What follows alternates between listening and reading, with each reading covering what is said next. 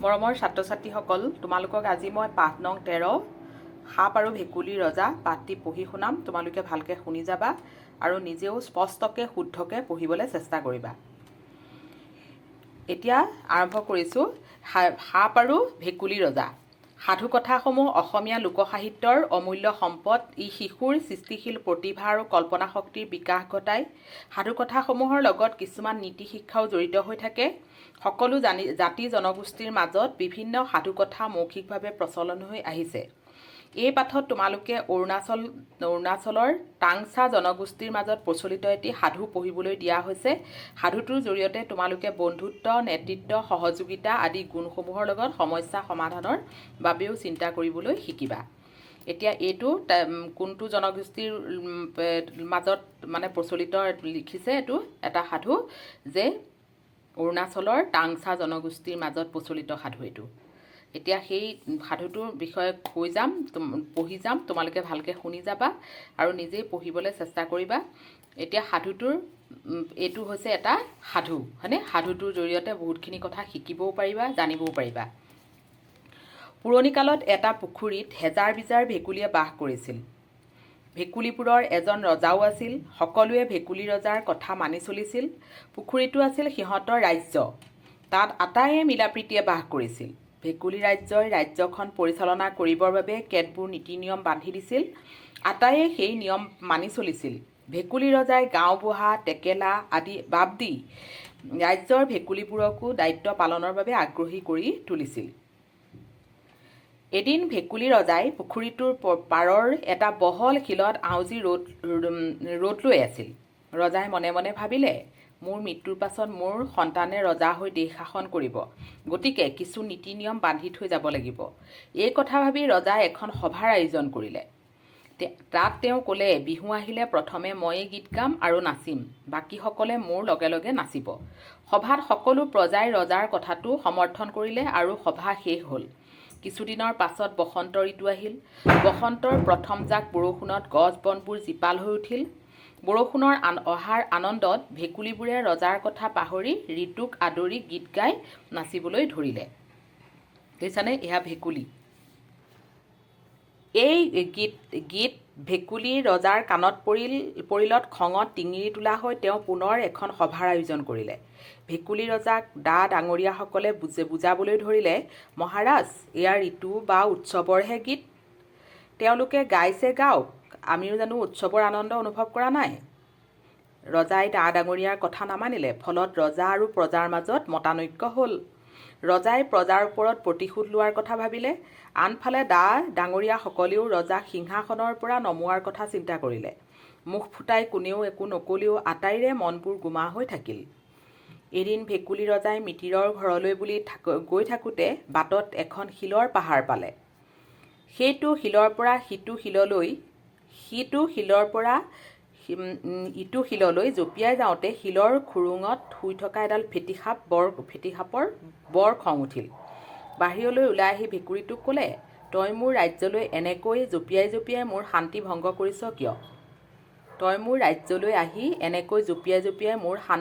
কৰিছ কিয়?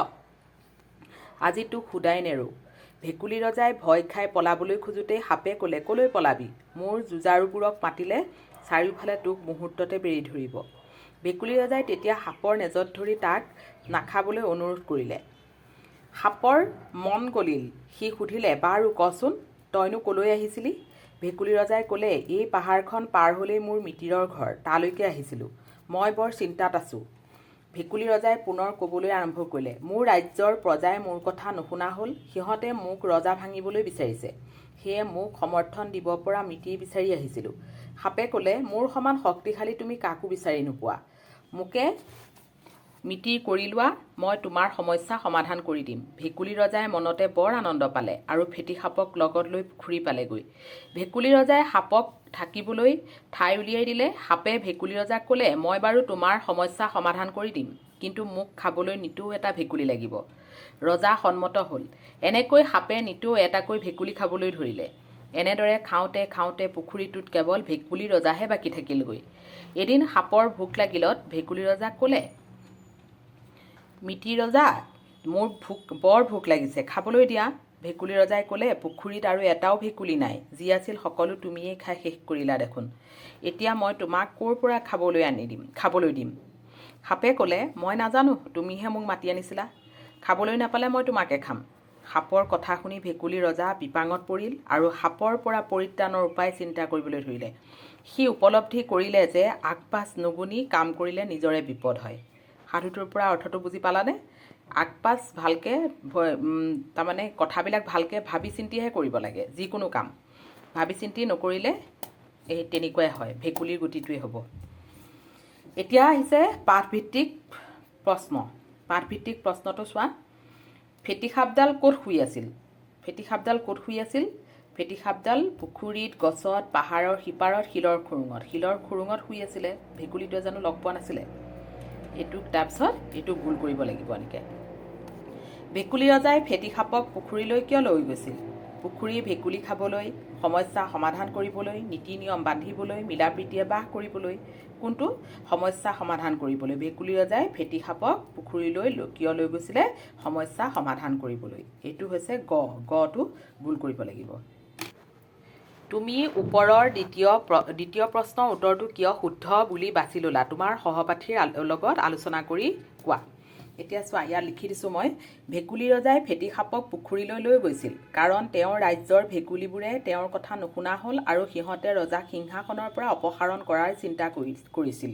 সেই সমস্যাৰ পৰা সমাধান বিচাৰি তেওঁ ফেটি সাপক লগ লৈছিল। সেয়ে ওপৰৰ উত্তৰটো শুদ্ধ। লগ লৈছিল হ'ব হা। এইটো গৈছিল হৈ আছে, এইটো লৈছিল লিখিবা। লগ লৈছিল। এতিয়া আহিছে কি আছিলে এতিয়া 3 নম্বৰটো। 3 নম্বৰৰ শব্দ অৰ্থকেইটা চোৱা। শব্দ অৰ্থকেইটা চোৱা। 3 নম্বৰৰ উল্লাসৰ অৰ্থটো কি? আনন্দ, উল্লাস। গোমা, মতানৈক্যৰ অৰ্থ মতৰ পাৰ্থক্য। গোমা, গোমোঠা, বিবৰ্ণ। যুঁজাৰু, যি যুঁজ কৰে। ভংগ, ভগা। এইকেইটা হৈছে শব্দ অৰ্থ। এইকেইটা ইটোৰ লগত সিটো মিলাবলৈ দিছে। তলত দিয়া প্ৰশ্নসমূহৰ উত্তৰ কোৱা আৰু লিখা। ভেকুলী ৰজা ক'ত বাস কৰিছিলে? ভেকুলী ৰজা ক'ত বাস কৰিছিলে? ভেকুলী ৰজা এটি পুখুৰীত বাস কৰিছিল। ভেকুলী ৰজাই কেনেকৈ ৰাজ্যৰ ভেকুলীবোৰক দায়িত্ব পালনৰ বাবে আগ্ৰহী কৰি তুলিছিল? ভেকুলী ৰজাই কি কৰিছিলে? ভেকুলী ৰজাই গাঁওবুঢ়া, টেকেলা আদি পদ দি ভেকুলীবোৰক দায়িত্ব পালনৰ বাবে আগ্ৰহী কৰি তুলিছিল। গ নম্বৰটো আছে ফেটি সাপডালৰ কিয় খং উঠিছিলে? ফেটি সাপডালৰ কিয় খং উঠিছিলে? ফেটি সাপডালৰ খং উঠিছিল কাৰণ ভেকুলী ৰজাই শিলৰ ওপৰত জঁপিয়াই গৈ সাপে শুই থকা ঠাইত শান্তি ভংগ কৰিছিল। সেয়ে খং উঠিছিলে, হয়নে? সেইকাৰণে খং উঠিছিলে। এতিয়া ঘ নম্বৰটো আছে ফেটি সাপডালক ভেকুলী ৰজাই ক'লৈ লৈ গৈছিল? ফেটি সাপডালক ভেকুলী ৰজাই ক'লৈ লৈ গৈছিলে?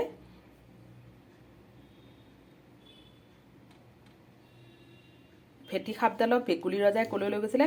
ফেটি সাপডালক ভেকুলী ৰজাই পুখুৰীলৈ লৈ গৈছিল। উঙটোহে ক'লোগৈ হা। এতিয়া আগৰটো থাকিলেই, মই উঙটো কৈ দিছোঁ এতিয়া। ফেটি সাপডালক ভেকুলী ৰজাই পুখুৰীলৈ লৈ গৈছিল। এতিয়া ঘটো চোৱা। ঘটো ভেকুলী ৰজাৰ মিতিৰৰ ঘৰ ক'ত আছিল? ভেকুলী ৰজাৰ মিতিৰৰ ঘৰ ক'ত আছিলে? ভেকুলী ৰজাৰ মিতিৰৰ ঘৰ শিলৰ পাহাৰখনৰ পাৰত। এইটো ঘ নম্বৰ উত্তৰ। উঙ নম্বৰ এইটো ক'লোৱেই। এতিয়া প্ৰথম চটো চোৱা। সাপে ভেকুলী ৰজাক কি চৰ্ত বান্ধি দিছিল? সাপে ভেকুলী ৰজাক চৰ্ত বান্ধি দিছিল যে তেওঁ প্ৰতিদিনে খাবলৈ এটা ভেকুলী পাব লাগিব। সাপে ভেকুলী ৰজাক কি চৰ্ত বান্ধি দিছিলে? তেওঁ প্ৰতিদিনে খাবলৈ এটা ভেকুলী পাব লাগিব। বুজিলা? এতিয়া 5 নম্বৰখিনি চোৱা।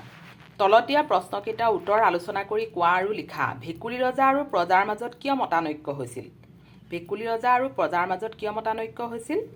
ভেকুলী ৰজা আৰু প্ৰজাৰ মাজত ভেকুলী ৰজাই নিজেই প্ৰথমে গীত গাই নাচিব বুলি নিৰ্দেশ দিলে। কিন্তু বসন্ত আহিল আৰু ভেকুলীবোৰেও ৰজাৰ কথা নুশুনি গীত গাই নাছিলে। সেয়ে মতানৈক্য হৈছিল। ভেকুলীৰ কথা নুশুনি পেলাই মতানৈক্য হৈছিলে। সেইকাৰণে মানে গীত গাই নাচিছিলে কাৰণে মতানৈক্য হৈছিল। এতিয়া খটো চোৱা। ভেকুলী ৰজাই কিছু নীতি নিয়ম বান্ধি থৈ যোৱাৰ কথা চিন্তা কিয় কৰিছিলে?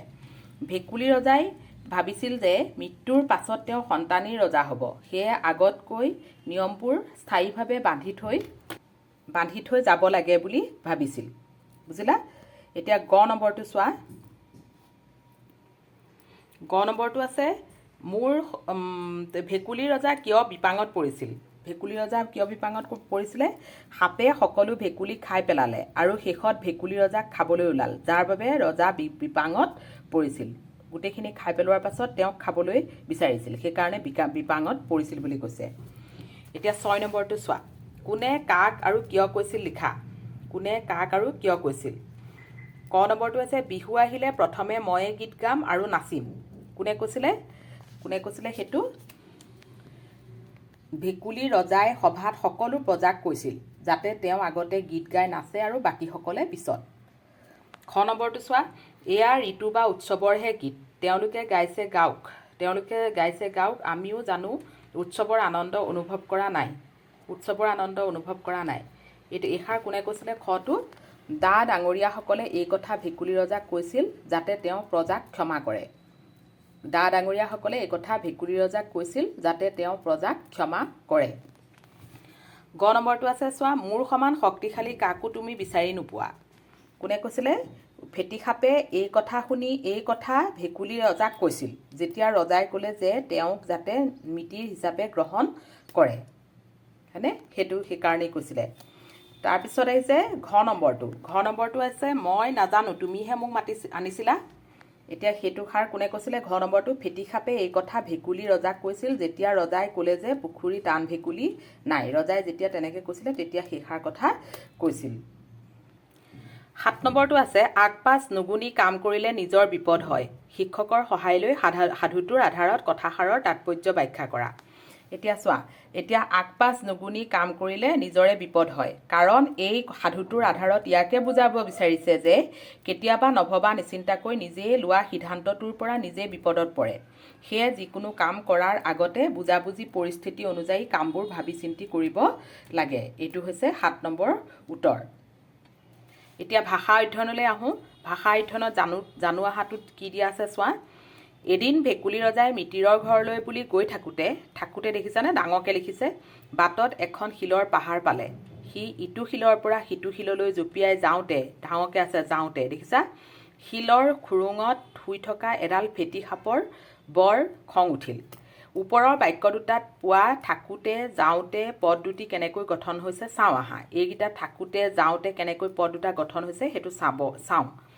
থাকোঁতেতো চোৱা, থাক যোগ উতেটো লগ খাইছে দেখিছানে?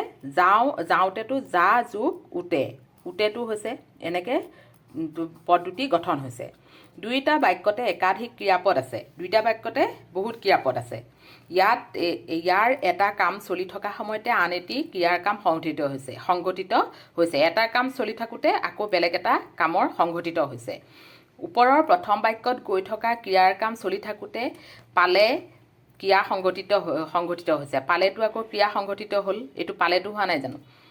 তাৰপিছত আহিছে ঠিক তেনেদৰে দ্বিতীয় বাক্যত জঁপিয়াই যোৱা কাম শেষ নহওঁতে উঠিল ক্ৰিয়াৰ কাম সম্পন্ন হৈছে। এতিয়া এইটো গৈ পেলাই উঠিল কামটো সম্পূৰ্ণ হৈছে। এইবিলাক হৈছে কি? কৃদন্ত প্ৰত্যয় বুলি কয়।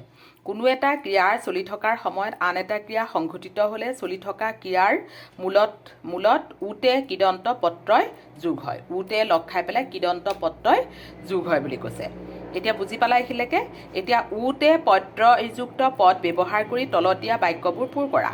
ক নম্বৰটো দিছে তলাটো খুলিবলৈ চাবিপাত পৰি গ'ল। এইফালে লিখা আছে লওঁতে, ল যোগ উতে লওঁতে। কিতাপখন চাই ল'বা। ইয়াত কি লিখা আছে? দি যোগ উতে দিওঁতে। কিতাপখন দিওঁতে চাই ল'বা। গটো আছে কামটো কিছু সময় লাগিব। কৰ যোগ উতে। এতিয়া ইয়াত কি দিয়া আছে? কৰোঁতে। কামটো কৰোঁতে কিছু সময় লাগিব। ঘটো আছে ভাত কথা নাপাতিবা। খা যোগ উতে। ভাত খাওঁতে কথা নাপাতিবা। বুজিলা? এতিয়া এইকেইটাৰ নিচিনাকৈ এইখিনিও লিখিবলৈ দিছে। 9 নম্বৰটো চোৱা। এতিয়া তলত দিয়া শব্দবোৰ ভাঙি লিখা আৰু সেই শব্দবোৰ প্ৰয়োগ কৰি একোটাকৈ বাক্য লিখা। কটো দিছে পঢ়োঁতে। পঢ় যোগ উতে। মই পঢ়োঁতে দৰজাখন বন্ধ কৰি ল'লোঁ। এইটো পঢ় যোগ উতে পঢ়োঁতে। দেখিছানে? খটো আছে বহোঁতে। বহ যোগ উতে। মই বহোঁতেই ভৰিত দুখ পাইছিলোঁ।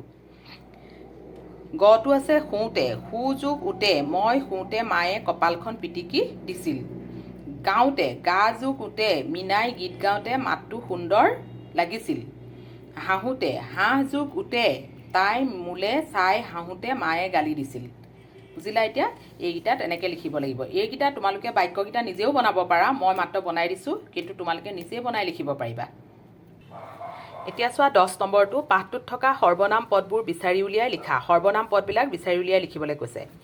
আমি, তুমি, তোক, তাতে, তেওঁৰ, তোমালোক, তেওঁলোক, তেওঁ, নিজে, এইকেইটা তোমালোকক বিচাৰি উলিয়াই পেলাই লিখিবলৈ দিছে। তোমালোকে অকল এইকেইটা বুলিয়ে নহয় আৰু পাবা, সেইবিলাক লিখিবা। তোমালোকে নিজে চাই পেলাই এইখিনি লিখিবা। এইকেইটা মই লিখি দিছোঁ। 11 নম্বৰটো চোৱা, উপযুক্ত যোজক অব্যয়েৰে খালী ঠাই পূৰ কৰা। যোজক মানে কি গম পাইছা? দুটা জইন কৰা বাক্য, তাৰমানে দুটা বাক্য যোৰা লগোৱা। এতিয়া মই গ্ৰন্থমেলালৈ যাম ডেছ সাধুকথাৰ কিতাপ কিনিম। কোনটো হ'ব? কিন্তু আৰু যদি, হয়নে? এতিয়া মই গ্ৰন্থমেলালৈ যাম, ইয়াত হ'ব আৰু সাধুকথাৰ কিতাপ কিনিম। দুটা বাক্য গোট খালে। খ নম্বৰটো আছে ডেছ বৰষুণ দিয়ে এইবাৰ খেতি ভাল হ'ব। কিন্তু আৰু যদি, এতিয়া ইয়াত যদিটো হ'ব, যদি বৰষুণ দিয়ে এইবাৰ খেতি ভাল হ'ব। পাহি পুথিভঁৰাললৈ গ'ল ডেছ অৰ্ণৱ নগ'ল। যদি আৰু কিন্তু, পাহি পুথিভঁৰাললৈ গ'ল কিন্তু অৰ্ণৱ নগ'ল। মই খেলিবলৈ যাম ডেছ ঘৰতে বহি কিতাপ পঢ়িম। মই খেলিবলৈ যাম নাইবা ঘৰতে বহি কিতাপ পঢ়িম। এইকেইটা হৈছে যোজক অব্যয়। এতিয়া 7 ভাঙো আহা চোৱা। ভেকুলীয়ে কৰে কালৈ ভয়, চুবাই নাখায় গিলি থয়। এইটো 7ৰটো কি হ'ব? সাপ। বাঘৰ দৰে জঁপিয়াই, কুকুৰৰ দৰে বহে, শিলৰ দৰে তল যায়, তোলাৰ দৰে ভাহে। এইটো হৈছে ভেকুলী। এইকেইটা 7ৰ এইকেইটা। প্ৰথমটো সাপ, দ্বিতীয়টো ভেকুলী। এতিয়া এইটো চোৱা, পাঠটোত এটা 3 আখৰীয়া শব্দ আছে। সেইটো হৈছে কি? পাহাৰ। এতিয়া চোৱা, এইকেইটাৰ লগত কেনেকৈ মিল খাই এইকেইটা এটা শব্দ গঠন হৈছে। প্ৰথম আৰু দ্বিতীয় আখৰ মিলি এবিধ পোহনীয়া চৰাই হয়। প্ৰথমটোৱে আৰু এইটোৱে পাৰটো এটা পোহনীয়া চৰাই। প্ৰথমটোৱে তৃতীয়টোৱে আখৰ মিলি কি হৈছে? পাৰ। দ্বিতীয় আৰু তৃতীয় আখৰ মিলি এবিধ ডিঙিত পিন্ধা গহনা হয়। দ্বিতীয় আৰু তৃতীয় আখৰ মিলি ডিঙিত পিন্ধা গহনা হয়। কি হ'ব? হাড়। দেখিছা? হাড়টো হৈছে ডিঙিত পিন্ধা গহনা। তৃতীয় আৰু দ্বিতীয় আখৰ মিলি এখন ঠাইৰ নাম হয়। তৃতীয় আৰু দ্বিতীয় আখৰ ৰহাটো হৈছে এখন ঠাইৰ নাম। শুনিছা নাই? ৰহা নামটো, সেইটো ৰহা নাম। সেইটো দ্বিতীয় আৰু প্ৰথম আখৰ মিলি এবিধ মেকুৰীৰ নিচিনা বনৰীয়া জন্তু হয়। সেই শব্দটো বিচাৰি উলিয়াই লিখা। দ্বিতীয় আৰু প্ৰথম আখৰ, দ্বিতীয় হাপা দেখিছা চাগে? বনৰীয়া জন্তু হয়। সেইটো দ্বিতীয় আৰু প্ৰথম আখৰ মিলি পেলাই কি হৈছে? বনৰীয়া জন্তুটোৰ নাম কি? হাপা। এইটো গোটেইকেইটা কি হৈছে? সেই 3টা শব্দ কি? পাহাৰ। এই পাহাৰটোৰ পৰাই কেইটা শব্দ ওলালে দেখিছানে? 1 2 3 4টা শব্দ ওলালে। বুজিলা? এতিয়া আহিছে জ্ঞান সম্প্ৰসাৰণ চোৱা। সাপে নিতৌ এটাকৈ ভেকুলী খোৱাৰ ফলত পুখুৰীটোত এটাও ভেকুলী নাইকিয়া হৈছিল আৰু অৱশেষত ভেকুলী ৰজাকে খাবলৈ বিচাৰিছিল। সাপৰ কথা শুনি ভেকুলী ৰজা বিপাঙত পৰি সাপৰ পৰা পৰিত্ৰাণৰ উপায় চিন্তা কৰিছিল। তোমালোকৰ মতে ভেকুলী ৰজাই সাপৰ পৰা পৰিত্ৰাণ পাব পাৰিলেনে? যদি পাৰিলে ভেকুলী ৰজাই বাৰু কি বুদ্ধিৰে কৰিলে ভাবি চোৱা আৰু লিখা। এতিয়া চোৱা, এতিয়া এইটো লিখি দিছোঁ চোৱা। মোৰ মতে ভেকুলী ৰজাই সাপৰ পৰা পৰিত্ৰাণ পাব নোৱাৰিলে। সাপৰ কথা শুনি ভেকুলী ৰজা বিপাঙত পৰিল আৰু সাপৰ পৰা পৰিত্ৰাণৰ উপায় চিন্তা কৰিবলৈ ধৰিলে। সি উপলব্ধি কৰিলে যে আগপাছ নুগুনি কাম কৰিলে নিজৰে বিপদ হয়। হয়নে? এতিয়া আগপাছ নুগুনি কাম কৰিলে নিজৰে বিপদ হয়গৈ। এতিয়া এইটো 13 নম্বৰটো উত্তৰ সেইটো। এতিয়া জানো আহাটোত চোৱা। জানো আহাটোত তোমালোকক দুটামান দি দিছে, টাংচা জনগোষ্ঠীৰ বিষয়ে আৰু লোকসাহিত্যৰ বিষয়ে দি দিছে তোমালোকক। সেইখিনি ভালকৈ বুজি ল'বা। টাংচা জনগোষ্ঠী কি হয় এতিয়া চোৱা। টাংচাসকল অসম আৰু অৰুণাচল প্ৰদেশত বাস কৰা এক বৃহৎ জনগোষ্ঠী। তেওঁলোকে চাংঘৰ সাজি বসবাস কৰে। সাধাৰণতে এই চাংঘৰবোৰ কাঠ, বাঁহ আৰু বেতেৰে সজাত হয়। টাংচাসকলে নিজৰ সাজ পোছাক ঘৰতে তৈয়াৰ কৰি লয়। মহিলাসকলে সাধাৰণতে ডাঠ নীলা, ৰঙা, ক'লা আৰু বগা ৰঙৰ সূতাৰে দীঘে দীঘে আগবাগ থকা মেখেলা, খোচা বা খাটচা পিন্ধে। পুৰুষসকলে বিভিন্ন ৰঙৰ সূতাৰে বোৱা গামোচাৰ নিচিনা বহল বস্ত্ৰ, চোলা, মূৰত পাগুৰি, খোপাপ মাৰে। অৱশ্যে বিভিন্ন বংশৰ টাংচা লোকসকলৰ সাজপাৰৰ মাজত ভিন্নতা দেখা যায়। দেখিছানে এই ফটোখনত? সেয়া টাংচাসকলৰ প্ৰধান জীৱিকা হ'ল কৃষি। তেওঁলোকে ঝুম খেতিৰ জৰিয়তে মূলতঃ শালি ধান, কণী ধান, গোম ধান, কচু আদি খেতি কৰে। টাংচাসকলে পালন কৰা উৎসৱসমূহ মূলতঃ কৃষিভিত্তিক। এই উৎসৱসমূহক কেন্দ্ৰ কৰি তেওঁলোকৰ মাজত বিভিন্ন ধৰণৰ লোকগীত আৰু লোকনৃত্যৰো প্ৰচলন আছে। তেওঁলোকৰ মাজত প্ৰচলন আছে। টাংচাসকলৰ বিষয়ে ভালকৈ বুজি ল'বা। এয়া দেখিছাই ফটো, এইখিনি ভালকৈ পঢ়িবা। তাৰপিছত আহিছে লোকসাহিত্য। লোকসাহিত্য কি হয় চোৱা। লোকসাহিত্য হৈছে লোকবিশ্বাসৰ প্ৰতিচ্ছবি। লোকজীৱনৰ পৰম্পৰা, অভিজ্ঞতা আদিয়ে লোকবিশ্বাস সৃষ্টি কৰে। লোকবিশ্বাস যুক্তিৰ সলনি পৰম্পৰাকহে অধিক গুৰুত্ব দিয়ে। সাধুকথাসমূহৰ দৰে লোকবিশ্বাসৰ আধাৰত গঢ় লৈ উঠা ভেকুলী বিয়াৰ নামসমূহো লোকসাহিত্যৰ অন্তৰ্গত। বাস্তৱ অৰ্থত ভেকুলী আৰু বৰষুণৰ কোনো প্ৰত্যক্ষ সম্পৰ্ক নাই, কিন্তু ভেকুলীয়ে বিয়া পাতিলে বৰষুণ দিয়ে বুলি লোকসমাজে বিশ্বাস কৰে। এই লোকবিশ্বাস অনুসৰি খেতিৰ বতৰত বৰকৈ খৰাং হ'লে মানুহে ভেকুলীৰ বিয়া পাতে। এই বিয়াত এহাল ভেকুলী ধৰি আনি দৰা আৰু কইনা হিচাপে মানুহৰ ঘৰত থয়। তাৰ পাছত দৰা আৰু কইনা ঘৰে যথা নিয়মে পানী তুলি নোৱাই ধুৱাই নাম গুণ গাই বিয়া পাতে। তলত ভেকুলীৰ বিয়াত গোৱা এফাকি বিয়ানাম তুলি দিয়া হ'ল। ভেকুলীৰ বিয়া দেখিছানে তোমালোকে? জনাবাচোন মোক কমেণ্টত। এতিয়া ভেকুলীৰ বিয়া পাতি পেলাই বৰষুণ আনিবলৈ চেষ্টা কৰে, সেইটো হৈছে লোকবিশ্বাস। এতিয়া ভেকুলীৰ বিয়ালৈ আহে ইন্দ্ৰদেৱে বতাহ বৰষুণত তিতি। স্বৰ্গৰ অপেশ্বৰী নাম আহিছে ভেকুলীৰ বিয়া শুনি। এইটো হৈছে বিয়ানাম। এতিয়া আহিছে 14 নম্বৰটো চোৱা। এইটো বুজি পালা? লোকসাহিত্যৰ লোকবিশ্বাসৰ বিষয়ে বুজি পালা নিশ্চয় ন? এইখিনি ভালকৈ পঢ়িবা। আৰু কিবা তোমালোকৰ মনত লোকবিশ্বাস আছে নেকি তোমালোকে নিজে লিখিবলৈ চেষ্টা কৰিবা। তোমাৰ পৰিয়ালৰ তথা সমাজৰ লোকসকলে পৰিধান কৰা সাজ পোছাকৰ নাম তলত তালিকাখনত লিখা। পুৰুষৰ সাজপাৰ, মহিলাৰ সাজপাৰ। পুৰুষৰ সাজপাৰ কোনবিলাক? ধুতি, গামোচা, কুৰ্তা, পেণ্ট, লুঙি আদি।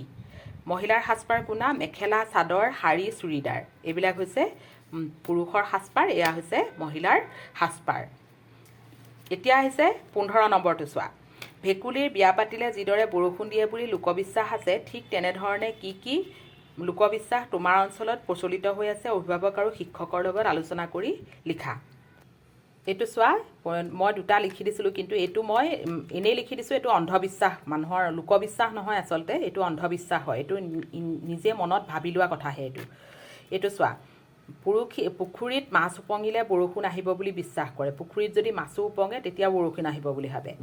পৰুৱা বেছি ওলালে বানপানী অহাৰ সম্ভাৱনা আছে বুলি বিশ্বাস কৰে। পৰুৱা যদি বেছি ওলায় তেতিয়া বানপানী আহিব বুলি বিশ্বাস কৰে। সেইটো এটা লোকবিশ্বাস।